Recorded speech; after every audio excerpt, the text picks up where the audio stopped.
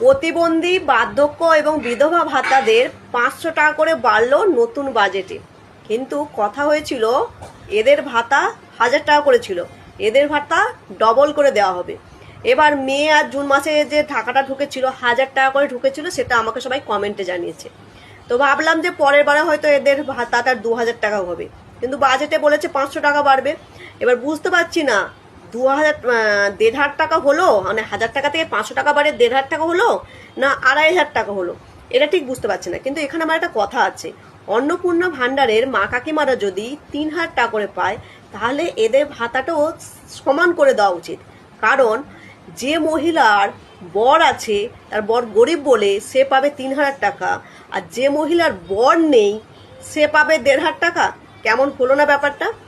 একজন বিধবা মানুষ তিনি 1,500 টাকা পাবে, আর যার বর আছে, যে মহিলা সুস্থ মহিলা, পারলে অনেক কিছু ছোটোখাটো ব্যবসা এবং কাজকর্ম করতে পারবে, তাদেরকে 3,000 টাকা দেওয়া হবে। এবার 3,000 টাকা অন্নপূর্ণা ভান্ডারে মা কাকিমারা পাক, তাতে নিয়ে আমার কোনো অসুবিধা নেই। কিন্তু আমার কথাটা হচ্ছে বিধবা, বার্ধক্য, প্রতিবন্ধী, এই তিনটে মানুষের না বেশি প্রয়োজন। একটা প্রতিবন্ধী মানুষ চোখ, কান বা যে কোনো একটা শরীরের যদি অংশ তার প্রতিবন্ধী হয়, তার ফ্যামিলির যেমন উপর চাপ বাড়ে, সেই ব্যক্তিটা নিজে কিছু করতে পারে না, তাকে অন্যের উপর ডিপেন্ড হতে হয় এবং তাকে দেখাশোনা করার জন্য একজনকে কন্টিনিউয়াসলি থাকতে হয়। সেই ফ্যামিলির কত চাপ থাকে, তার ওষুধপত্র লাগে। একজন বার্ধক্য লোকের তার ছেলে মেয়ের ওপর ডিপেন্ডেন্ট হতে হয় এবং তার বয়সজনিত কারণে তার বিভিন্ন ওষুধ খেতে লাগে, তারও টাকাটা প্রয়োজন। বা একটা বিধবা মানুষ যার স্বামী নেই, তাহলে সে কতটা অসহায় বলুন দেখি, তার তো বেশি প্রয়োজন। অন্নপূর্ণা মা কাকিমারা চাইলে অনেক কিছু করতে পারবে। এবার তোমরা বলবে কেন তৃণমূল সরকারের সময় কেন কিছু বলনি? তৃণমূল সরকারের সময় এদের সবার ভাতাটা প্রথমে একই ছিল, এই মাস থেকে মানে এই বছরেই 1,500 টাকা মানে 500 টাকা বাড়িয়েছিল। প্রথম কারণ এটা, কারণ ভাতা যেহেতু সমান, তাই বলার কিছুই ছিল না। দ্বিতীয়ত, এই লক্ষ্মী ভাণ্ডারের টাকাকে আমি তৃণমূল সরকারের সময় বলেছিলাম ভাতা নয় ভিক্ষা। ছেলে মেয়েদের চাকরি না দিয়ে এই সমস্ত মা কাকিমাদের ভাতা দিয়ে কিনে রাখার চেষ্টা করেছে, এরকম অনেক কথা বলেছিলাম। কিন্তু পরে বুঝলাম এই ভাতাটা যখন 3,000 টাকা হয়ে গেল, মোটা অঙ্কের টাকা, যেটা একটা ফ্যামিলির ক্ষেত্রে খুবই উপকার। একটা বাড়িতে যদি দুজন মহিলা থাকে, সে যদি 6,000 টাকা পায়, সংসারের ক্ষেত্রে কত উপকার হয়। তাই এই নিয়ে আমার কোনো কথা নেই, অন্নপূর্ণা মা কাকিমা নিয়ে কোনো কথা নেই। এদের যেমন 3,000 টাকা করে দিচ্ছেন, ঠিক তেমনি সমস্ত বার্ধক্য, প্রতিবন্ধী এবং বিধবা এই সমস্ত ভাতা সরকারের কাছে অনুরোধ যেন সমান করা হয়। রাজনৈতিক মত, রাজনৈতিক রং, রাজনৈতিক মত নিয়ে কোনো কথা বলছি না, এটা সত্যি এদের প্রয়োজন, সবাই সাপোর্ট করুন। অন্য সময় যখন আমি কোনো রাজনৈতিক দলের বিরোধিতা করি, তখন আপনাদের ভালো লাগে না, তখন আপনারা 10টা বাজে কথা আমাকে শোনান, তাতে আমারও কোনো কথা বলার নেই, কারণ আপনাদের দলের হয়ে কথা বলি না। আপনি কটূক্তি করতেই পারেন, কিন্তু এটা সব থেকে বেশি প্রয়োজন, এটা একটু ভেবে দেখবেন। সবাই সাপোর্ট করুন, সবাই শেয়ার করুন এবং পাশে থাকুন। দেখলে তো, আমি কয়েকদিন আগে গ্যারেন্টি দিয়ে বলেছিলাম এবারে নিট যে রি এক্সাম হচ্ছে তার প্রশ্নপত্র ফাঁস হবে না, কোনোভাবেই ফাঁস হবে না। আমি জানতাম এটা হচ্ছে সরকারের চালাকি, এই এডুকেশন সিস্টেমের চালাকি। এডুকেশন সিস্টেমটা যে কি করাপশনে ভরে গেছে চিন্তা করা যায় না। চিন্তা করা, পুরো এডুকেশন সিস্টেমটাকে পুরো নর্দমায় পরিণত করেছে, নর্দমায় পরিণত করেছে। আমি জানতাম খুব ভালো, সেই জন্য আমি গ্যারেন্টিটা দিতে পেরেছিলাম। আপনারা আমার পেজে গিয়ে দেখে নিতে পারেন সেই ভিডিওটি। প্রথমবারে প্রশ্নপত্র ফাঁস কেন হলো? ওই কাগজের মধ্যে কয়েকটা কোয়েশ্চেন লিখে দিয়ে সেগুলো বিক্রি করে দিয়ে বাজারে কোটি কোটি টাকার মুনাফা, বিশাল টাকার মুনাফা। এখানে বিরাট র্যাকেট চলছে এই এডুকেশন সিস্টেমের মধ্যে। এগুলো ওপরে যারা বসে আছেন, এডুকেশন মিনিস্টার থেকে শুরু করে, তাদের যদি মদত না থাকে এই ঘটনা কিন্তু ঘটতে পারে না, একদম ঘটতে পারবে না। এই এখন ছোট ছোট যেগুলো তাদের নিয়ে নিয়ে বলছে এরা প্রশ্নপত্র ফাঁস করে দিয়েছে, এরা করেছে, তারা করেছে, এগুলো কিন্তু মানুষকে বোকা বানাচ্ছে। আপনাদের বুঝে নিতে হবে কি অবস্থা। প্রশ্নপত্র ফাঁস করে দিয়ে টাকা রোজগারের একটা বিরাট সুন্দর উপায় বার করেছে।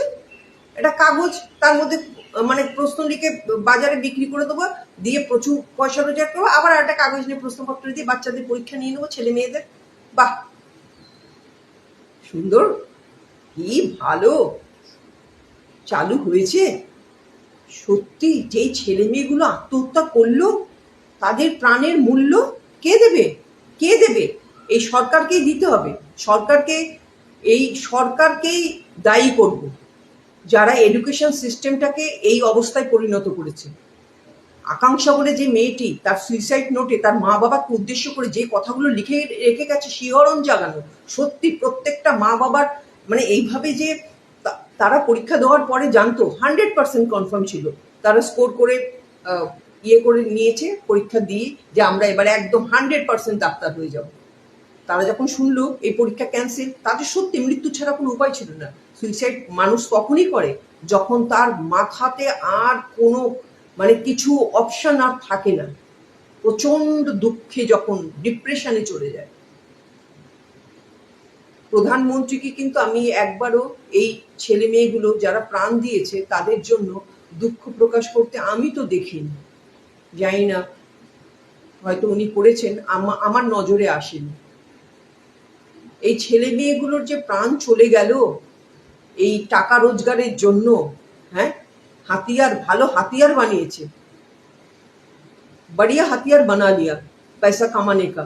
क्वेश्चन पेपर बेच दो, करोड़ करोड़ रुपया में ढेर सारे पैसा आ जाएगा, बस और क्या, फिर एग्जाम ले लेंगे, कोई बात ही नहीं है। তো এই ঘটনাগুলো আপনাদের সকলের সামনে তুলে ধরার জন্যই আমি এই ভিডিওটা বানিয়েছি। আপনারা প্রত্যেকে সচেতন হন। একটা গরিব ঘরের ছেলে মেয়ে সে ডাক্তার হতে পারবে না কেন? কেন হতে পারবে না?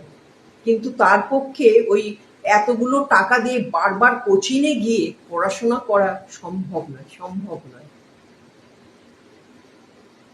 সবাই ভালো থাকবেন, সুস্থ থাকবেন। জয় হিন্দ, জয় ভারত, নমস্কার। প্রত্যেক মহিলা অন্নপূর্ণা ভান্ডারের টাকা পাবে না, হ্যাঁ, কারণ রাজ্য সরকারের বাজেট আজকে পেশ করা হয়েছে। বাজেট হলো 36,000 কোটি টাকা। আর সেই অনুসারে একজন মহিলা যদি মাসে 3,000 টাকা পায় তাহলে বছরে পাবে 36,000 টাকা। তাহলে সেই 36,000 কোটি টাকা যদি ভাগ করা হয় তাহলে সেই ভাগ হবে 1 কোটি মহিলা, মানে 1 কোটি মহিলার বেশি এই অন্নপূর্ণা ভান্ডারের টাকা পাবে না।